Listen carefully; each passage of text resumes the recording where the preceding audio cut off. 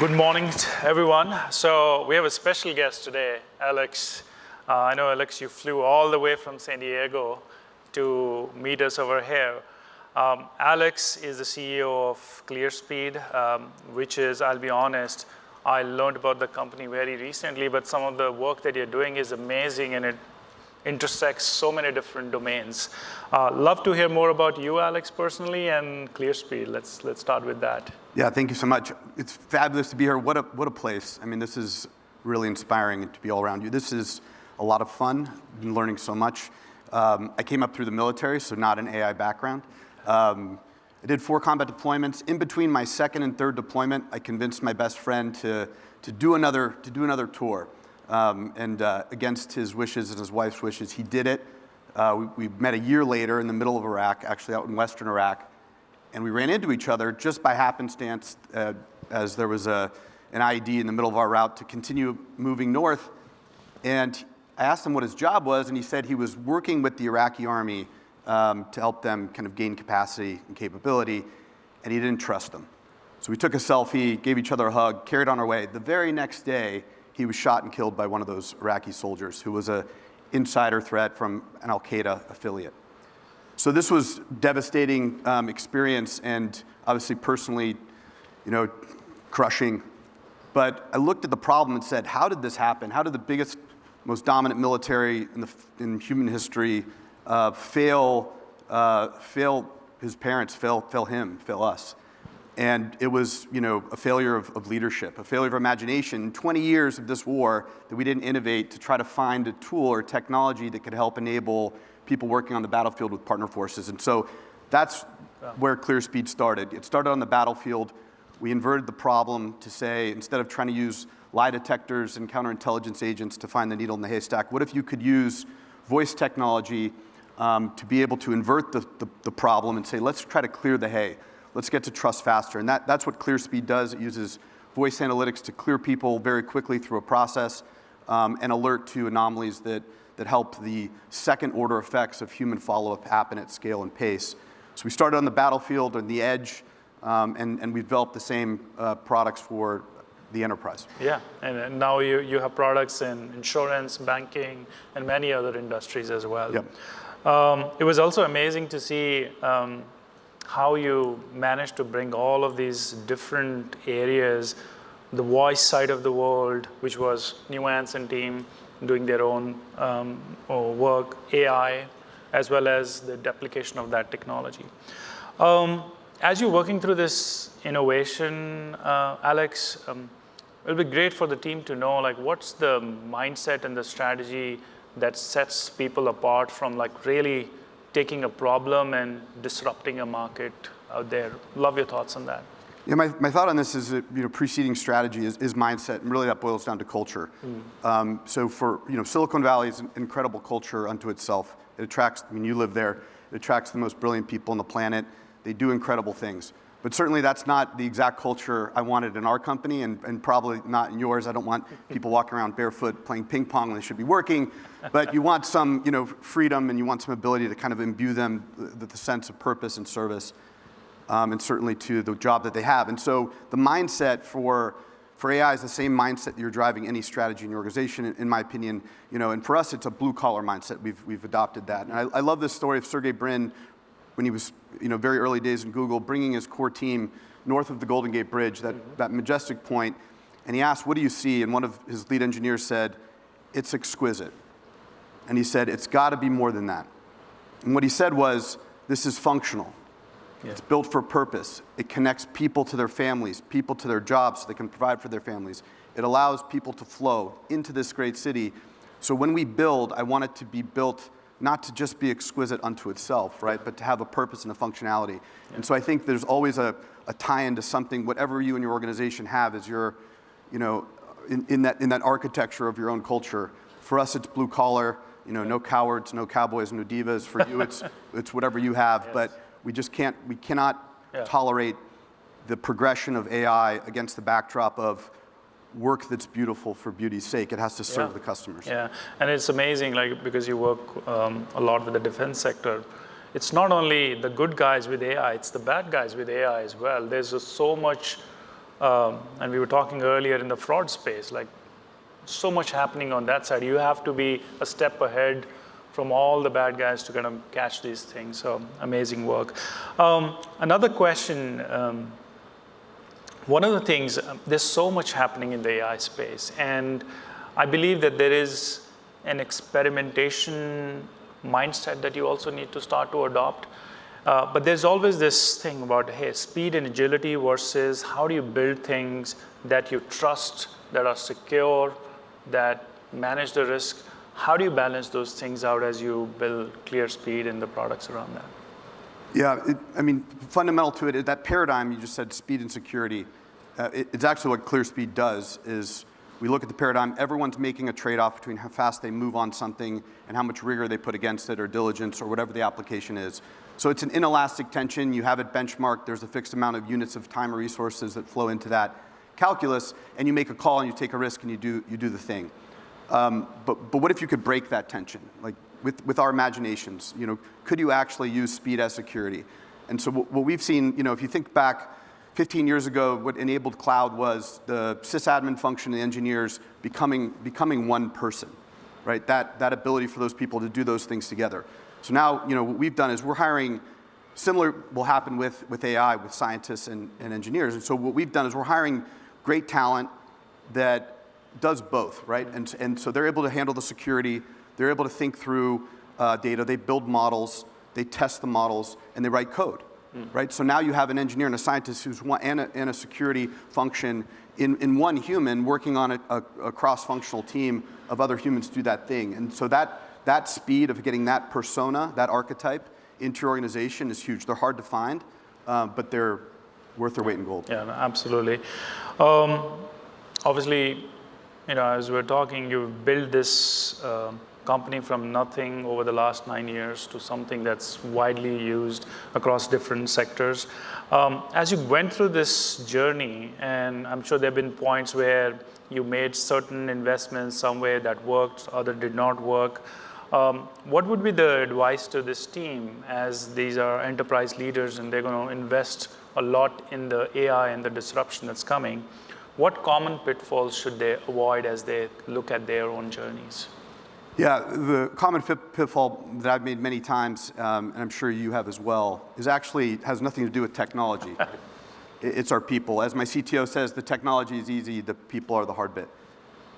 So I really worry about this and try to be really thoughtful about the pitfalls of AI with mental health. And I mean that in two ways. I actually mean like the intelligence and the growth mindset that our people have, on the one hand, and then I worried about actual mental health condition on the other. So on the one hand, MIT had a study in June that said there's a 55% decreased cognitive function on people using AI. So here we're talking about using AI every day. It's great, but think about that. We're now hiring people that have no backgrounds in the classics. They've never read a book on paper. They can't write well. There's no knowledge of history, no understanding of Western civilization, Eastern civilization. And now we're telling these brilliant people to go use a device that has all of the knowledge written, right, in the entire works of humanity to shortcut every process of what classical education should have given them, which is the ability to be thoughtful and Socratic and think through how to solve problems that are very challenging on a team. And I worry about that because now we're going to go away from teams. We're going to go to these 150 IQ people that are, have great egos for a reason. They're brilliant, and now they're using the most brilliant, powerful tool to shortcut. Yeah. So I worry about, long-term neuroplasticity, but I worry about short-term, imagination and creativity. Guys, get off the screen, get on the whiteboard. Yeah. You got to force your engineers to do that. So I worry about that aspect of the mental side of the mental health side of AI, but I also worry about the actual side. Yeah. Everyone has kids they're raising or aging parents, and they have partners and financial pressures and work pressures, all the things that challenge all of our people every day and ourselves as leaders. And I worry about that. There's the case in 9/11, the working dogs that were sent to find the dead bodies after the towers crashed stopped working after 2 hours. They just laid down. They laid down because they were rewarded in training by every live human they found. So when they found a live human, they would get a treat, they'd get a pat, they'd get a congratulatory note. But they weren't finding any live humans, and so they got very sad. So they had to put humans in the rubble so the dogs would start working again. Think about that with yourself and with your people. You know, we're sitting here, we're grinding AI, we're progressing, the speed that we're talking about, the pressures of being a scale-up or a big company. You know, it's going to affect our people, and we really have to be concerned about the effects of mental health and AI. Yeah, I think one thing that's very clear is the importance of focusing on people. I think we heard that over the last day and a half as well. And I absolutely agree with your thought process that, you know, I think somehow in this race, people are not focusing on that enough, and they're focusing more on, hey, what's the best architectural solution to do that? I wanted to kind of switch a little bit to ClearSpeed and the work that you do in various industries, sectors. What are the common use cases in which some of the technologies that you are building is getting applied? It'll be great for this team to know a lot more about that. Yeah, sure. So ClearSpeed is looking at, it's a horizontal solution for many verticals. So insurance and banking, obviously defense, other government applications as well, human capital, you can imagine consumer one day. But what this is doing is it's challenging our customers to think about their fraud or risk problems totally differently, right? Because what happens is every single, let's just take insurance. Every single person is being treated by AI as the people that look like them behaviorally, right? So if you show up a certain race, age, credit score, zip code, you're showing up to pick your insurance carrier as a potential fraud risk or not. Okay, AI is telling you this person is high risk of fraud. Okay, it's often wrong, it's not fair, there's a lot of problem with this approach. It also wildly degrades the customer experience, that's why no one likes insurance companies. I do, but we're working on it. But that has to be changed. And so by inverting the equation, ClearSpeed says, look, we don't know who you are, we don't know your age, your race, your identity, but what we're going to do is we're going to allow you to opt into a consent-driven platform to take an automated questionnaire to process wherein if you clear this function, you're going to get paid immediately, right? And so there's an incredible movement of cost and labor and customer experience drives north when you're able to just triage people very quickly and get them paid. The secondary effect, like a metal detector in the airport, is we're alerting to risk. AI is doing a great job of finding the sophisticated actors. You talked about the threats that are happening. All of this great tool is also being used as we talk here for evil, for bad, for fraud, for harming people. And we have to be very mindful of that. And so when we think about that, what's the big gap? The big gap is the opportunistic fraudster or the person that looks like Snowden, who no one thought would be a threat. And so what you do is you identify those risks that AI can't find. It's a blind spot coverage. It gets tied to a human. There, and you have responsible human in that loop of making a determination to pay the claim or give the security clearance or whatever that may be. That human then uses their judgment, other data to make that final decision. So ClearSpeed is here really to just accelerate the pace that trust happens with this kind of, we think, exciting undertaking of transforming how fraud is detected at scale by actually doing the inverse of fraud detection. Awesome. And this is the last question for you, Alex. And I'm sure you're keeping a track of whatever is going on in the AI world. What is the most significant breakthrough that you think either is already there or coming that this team should be aware of or that you are betting on as well? Yeah, so two responses. First, everything with voice. One of the VCs up here talked about voice. Voice is the user interface of the future. It's very exciting. There's an arms race, but I'm gonna Bill Clinton you for a second. I'm gonna say what I wanted to say, and just say it. And that is whatever it may be. It's the investment that you all are making every day into your R&D function. And I'm challenging my own team to think about our R&D expense differently, rather than just being a cost in the income statement and something that a bunch of smart guys go away do, and maybe 3 years from now it becomes a thing, like treating that as actually your own venture capital function, like your on balance sheet deployment of capital on a team that has marketing, sales, client success, product, engineering, like all functions of your company that are making the business case of why 2 years from now, these things need to be tried and tested. And to me, for us, when we look at these, I call them micro discoveries, because there's big people working on big things. We're a little guy working on a narrow thing, but it's quite powerful when you can think about, like Deloitte Ventures. Deloitte Ventures should be 10x'd tomorrow. Yep. With 70 billion in revenue, I think you guys could, you guys Where's can, Rob? you guys can 10x whatever Rob has, but you have to, and that's how Deloitte's going to find the next thing. Deloitte found us. Heather found us, and when you think about the function of what Deloitte does to the market, their ability to look forward, help us in the day-to-day, think beyond the horizon. What then Deloitte's really doing is saying, we're investing in these companies. 1 in 10 will make it, but when we do, we're going to bring it to you along the way. And then they align with your product roadmap. And that's not R&D, right? That's venture capital, and that's success. Yes, and I love how you focused on, it's not just like you're just investing money blindly. You have to figure out the return in a disciplined way. Alex, thank you so much. Thank you for the wonderful conversation, and thank you for coming all the way.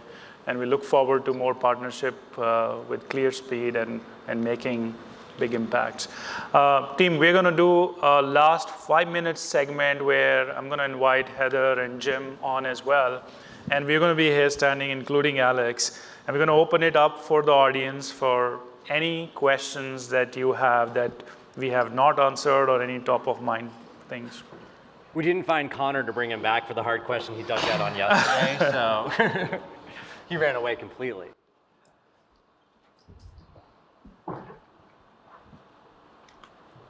All right, I see. There's one over there. Hey guys, many of us are going to be heading to the airport, catch flights, and one thing I always really enjoy and why I come every year to the AI Forum is kind of the practical tips, advice. So is there a podcast, a book, an app, something like that we should download on our way to the airport and read up on to really stay on top of what's happening in the AI world? Jim, you want to take that? Sure, I'll show you one of mine. Aside from all the great things from the Deloitte AI Institute, sorry, that's a little plug there for Vina. I would say one useful thing by Ethan Mollick is his Substack that he produces. So if you guys don't read that, I think that's a really good place for seeing AI information and how it connects back to business. So Ethan Mollick, one useful thing. I thought you were going to say follow me. Well, no, dude, Rowan. it's not totally self-promoting. Yes. Okay.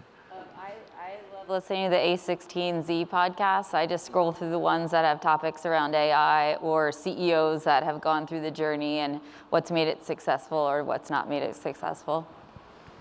Yeah, and BG2, I just had to check and make sure it was a B2G. BG2 is really, really good. Bill Gerstner, the couple VCs just talking about everything they're seeing. I've never not learned anything in that hour. Yeah, and I guess I have a couple of podcasts that I track. One was related to Y Combinator, so I just subscribe to that, and you see all the new ideas coming in. And a couple of influencers. One, my favorite is Matthew Berman, and he brings all the latest, greatest things very quickly to the market, and in 10 minutes, you know what's happening in the AI world. Awesome. What else? There's Hi one there. over here. What's a strategic mistake that you're counseling large enterprises to avoid right now in the agentic space? I can maybe start on one, is that I think one mistake is not starting. So I'm seeing a lot of organizations kind of say, well, when do I dive in? Like, is this the right time? Is the technology moving too fast? Do I just not do anything and wait? So I think that's one is waiting. Number two is taking a very tech-focused solution to things versus a people and process-focused. A lot of people are like, we just need some AI, let's check the AI box. And that's a really wrong way to start these projects and these ideas. It's people, process, transformation, the whole thing, the whole enterprise. Yeah, I was going to start with the reimagination transformation. I feel like AI is continually just applied to making what we currently do faster, and I think that's a missed opportunity. Yeah, not being a big company, but working with them, like working with Zurich, for example. How do you price this in different markets? How do you scale? What factors with our current AI stack? How is this going to impact that? And the biggest problem, challenge, or mistake we made in working with the big how to integrate and deploy is remembering that they're flying the airplane and have a commitment to land it where they said they were going to end on time, right? And so you really have to show up, if you're a startup or a scale up, you have to really show up to the organization with all the homework done, deploy the teams on site if you can, if it's possible, and help with that integration, that product journey, because we made that mistake early on of too many assumptions, and you just get kind of a lot of frustration built up, and you lose that speed and that momentum. I'll say that I think we are in early stages of this AI agentic technology, and mistakes are going to happen. How do you manage those, and how do you quickly learn and go from there? What I recommend most of my clients is just have a path, right? Have something that you know where you're achieving, and through that, we were talking about the experimentation and how do you quickly learn and move. Have that kind of a mindset, because there's so much out there right now in this technology, and you're bound to kind of falter in some ways, and then hire Deloitte whenever you need help. Oh my goodness. But I would add, as leaders, like making sure you're actually using it yourselves all of the time really matters, because you can't lead people to change if you don't even understand how it's changing your own work. Yeah. And that's been really important for us as we've implemented across the firm. Yeah. We got time for one more last question. Anybody has any questions? Last There you one. go. I have one here. So we heard from Connor yesterday that new roles in AI are going to show up organically, right? Mainly from the people, not from leadership. But I want to hear your perspective from your experience. What are skills or roles that you've seen being more effective in enabling, reaching that value from AI in organizations? Go ahead, maybe one of us. Anyone want to answer? You want to answer? I can start, and I think Rick was earlier on that panel. I thought one thing he said made total sense. Like, I think there's two things that's happening. The functional people moving a little bit more towards the technical side, and the technical people moving more towards the functional side. I feel those two things have to come, because like we were discussing, even if you need to interact with ChatGPT, you need to know what you're trying to ask and how you go through. So I would say that kind of a symbiotic relationship in terms of learning the other side is an important, and in most organizations right now that is not happening. Like, most people are either technical or functional. So I don't know what you think. Yeah, only I'd add the evolution of engineer, scientist, security function as a human is real, but there's also been more and more need to put a customer facing or a sales facing. So I think there's an evolution in sales ops a lot to kind of have this AI rigor, right? And then on the receiving side, right, you need to be able to receive the new product, the new roadmap, and have the corollary on the other side, because basically IQ, EQ is going. I'm solving a lot more for EQ on a lot of the front lines. 80% of my company are engineers or in these roles, but really this EQ hire, these are the unicorns, and I think people need to get more thoughtful about how to develop those skills in our engineering talent. Awesome. Yeah, I was going to go exactly where Alex went. I think the role of the human becomes more important with AI, and like, how do we not lose the humanity and the technology? And so making sure the people that are interfacing with the customers are the heart of what your business is, and that isn't lost and the humanity isn't lost, is going to matter. I think that the group did an awesome job defining like what would be part of the roles and what the things are. I don't think we know, and I'm hoping that we're asking our teams as they start to use these things and get more ingrained in the organization, they're coming up with the new roles. Like, Yeah. let's let them innovate on what these roles should look like and start to evolve them, and let's not pigeonhole them into these spots, because they're just going to keep changing.